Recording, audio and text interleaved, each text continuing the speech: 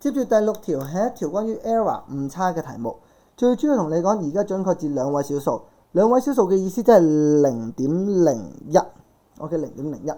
咁因此0.01嘅時候，我哋知道佢嘅最大絕對誤差就會乘2/2啦，0.5啦，咁答案變咗0.05嘅。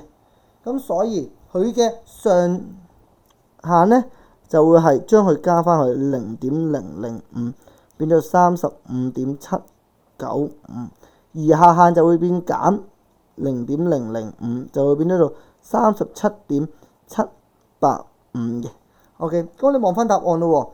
而家 A 同 B 都有牽涉到呢兩個數值，而 C 同 D 係冇嘅，所以咧 C 同 D 就係錯啦。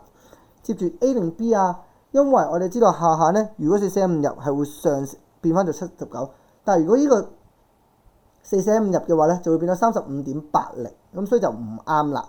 所以咧就唔可以有等號，所以答案就係 boy 啦。